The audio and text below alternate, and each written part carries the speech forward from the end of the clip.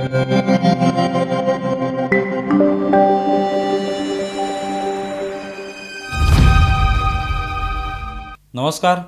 News डंकामध्ये मी महेश विचारे आपल्या सगळ्यांचं मनपूर्वक स्वागत करतो.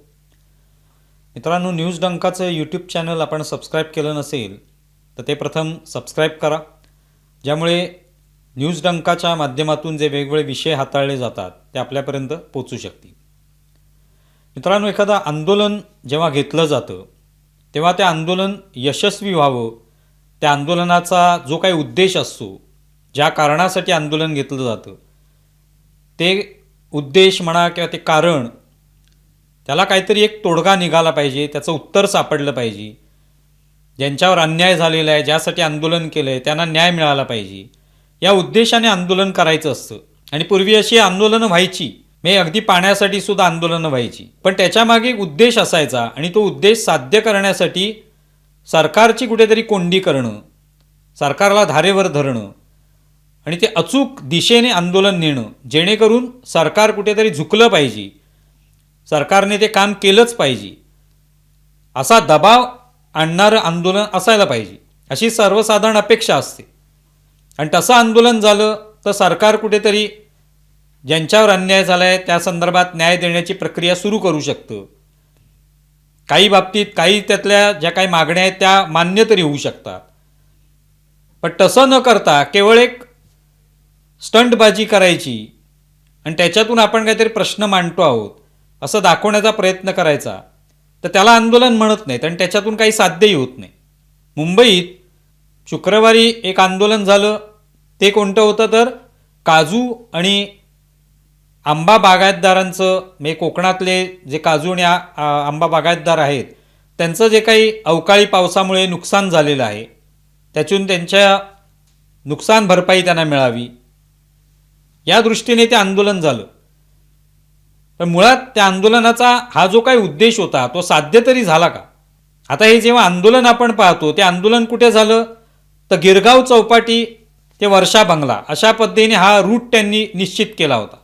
मुख्यमंत्र्यांचं जे निवासस्थान आहे वर्षा, त्या वर्षा बंगल्यावर धडक मारायची आणि एक प्रकारे मुख्यमंत्र्यांपर्यंत हा विषय पोचवायचा. गिरगाव चौपाटीपासून वर्षा बंगला म्हणजे आंदोलन कुठलं आहे तर कोकणातल्या काजू आणि आंबा बागायतदारांचं आंदोलन. त्यांच्यावर अन्याय झालेला आहे किंवा त्यांचं नुकसान झालेलं आहे, त्याची भरपाई मिळाली पाहिजे. आता हे नेमकं नुकसान किती झालं आहे, किती गंभीर प्रश्न आहे, हे काय आंदोलनातून कुठे स्पष्ट होत नव्हतं. त्यांनी पत्रकार परिषद घेतली होती त्यापूर्वी, पण आंदोलनात कुठेही त्या संदर्भातलं काहीतरी दिसतंय, वातावरण त्या दृष्टीने तयार केलेलं आहे असं कुठेच दिसत नव्हतं, की जेणेकरून लोकांना हा प्रश्न किती गंभीर आहे हे कळेल. प्रामुख्याने कोकणामधल्या विषयांवर, विशेषतः काजू आंबा या संदर्भात अनेक प्रश्न असतात. अनेक वेळेला ते प्रश्न मांडले जातात किंवा त्याविषयीची चर्चा होते. अवकाळी पावसामुळे कदाचित काजू आणि आंब्याचं नुकसान होतं, कधी मोहरच गळून पडतो, आंबाच पुरेशा प्रमाणात येत नाही, अनेक गोष्टी असतात, हवामान बदललेलं आहे. पण हा प्रश्न खरोखरच जर सोडवायचा असेल तर त्यासाठी मुख्यमंत्र्यांची तर भेट घेतली पाहिजे. त्यांच्याकडे जाऊन भेटून त्यांना निवेदन देणं, त्यांच्याकडून त्यांच्यापर्यंत हा विषय पोचवणं, त्या सरकारकडून काहीतरी आपण एक प्रकारे सरकारने काहीतरी आश्वासन देणं आणि नंतर ते जर पूर्ण झालं नाही ठराविक मुदतीत तर आंदोलन करणं हा मार्ग असू शकतो.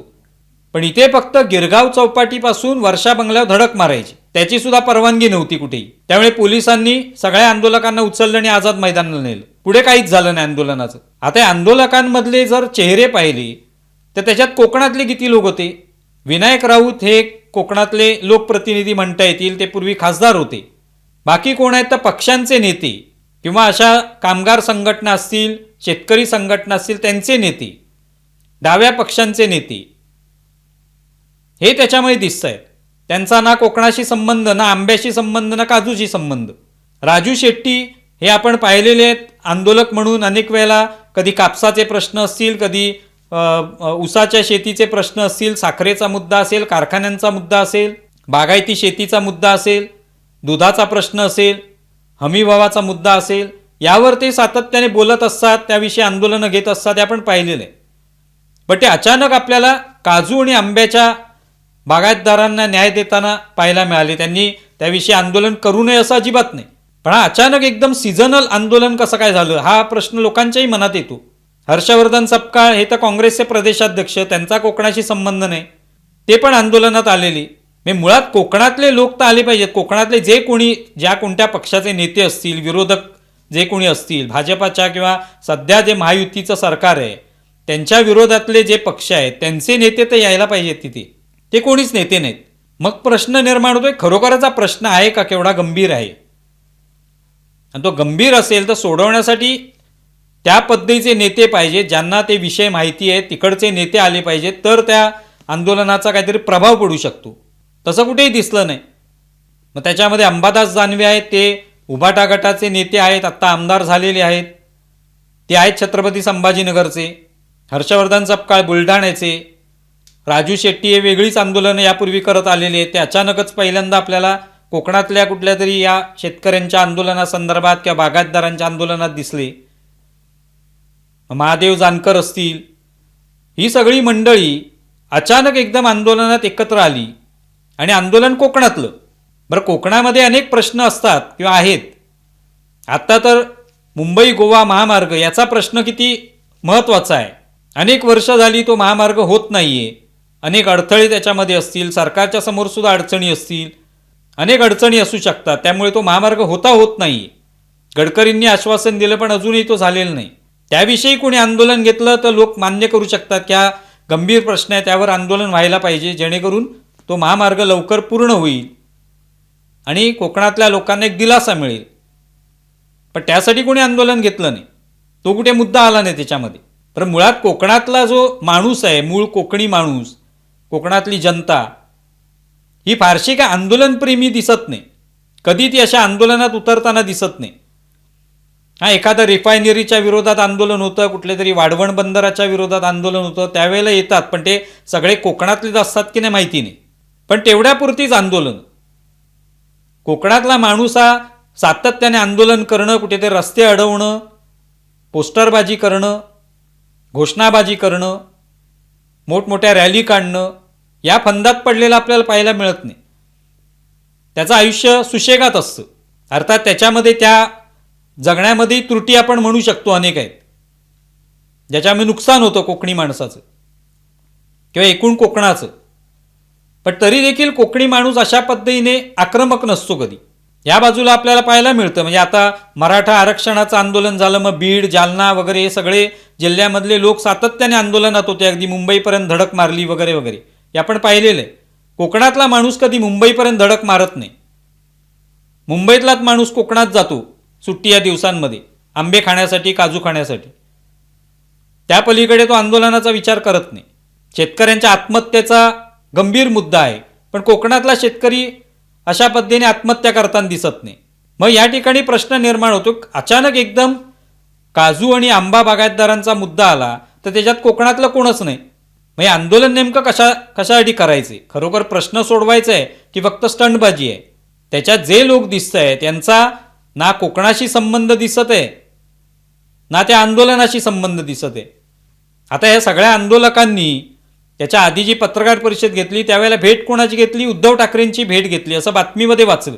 मातोश्रीवर जाऊन उद्धव ठाकरेंची भेट घेतली. त्याच्यातून काय साध्य झालं? उद्धव ठाकरे तर काय आमदार सुद्धा नाही आहेत आणि मुख्यमंत्री नाही आहेत.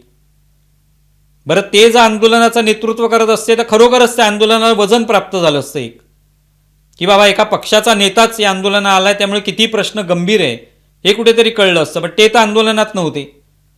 त्या आंदोलनाचं नेतृत्व कोण करत होतं ही माहिती नाही. म्हणजे राजू शेट्टी होते की हर्षवर्धन सपकाळ होते की अंबादास दानवे होते की विनायक राऊत होते? कोणच नाही. आणि या सगळ्यांचा, त्याच्यापैकी विनायक राऊत सोडले तर बाकीच्यांचा थेट कोकणाशी काही संबंधही नाही. त्यामुळे प्रश्न निर्माण होतो की आंदोलन करायचं तर खरोखरच बागायतदारांचा प्रश्न सोडवायचा आहे का? तर ते आंदोलन खरं तर वर्षा बंगल्यावरनं सुरू व्हायला पाहिजे होतं. पहिली फडणवीसांची भेट घेऊन त्यांच्यासमोर हे सगळे गंभीर प्रश्न असतील तर ते मांडले पाहिजे होते की इतकं नुकसान झाले, इतकी नुकसान भरपाई मिळाली पाहिजे. फडणवीसांनी काय आश्वासन दिलं असतं, काही दिवसांनी या किंवा काही दिवसांची मुदत दिली असती, त्यानंतर नसतं झालं ते तर मग आंदोलन करायला हरकत नव्हती. पण तसंही काही झालेलं नाही.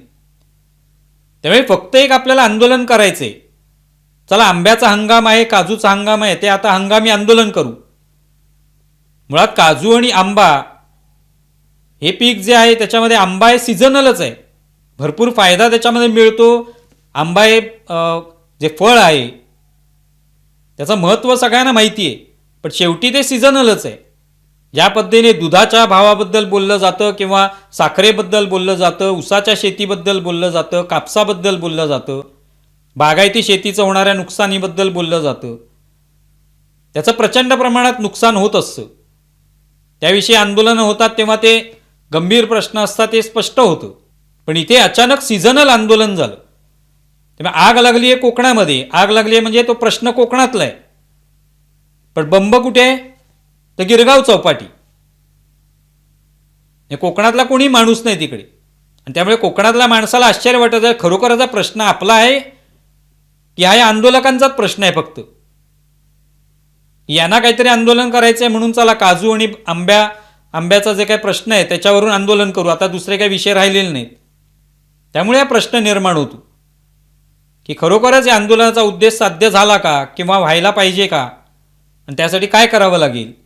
तुम्हाला या संदर्भात काय वाटते जरूर कळवा. आमचा व्हिडिओ जास्तीत जास्त लाईक करा, शेअर करा आणि आमचं यूट्यूब चॅनल सबस्क्राईब करा. धन्यवाद.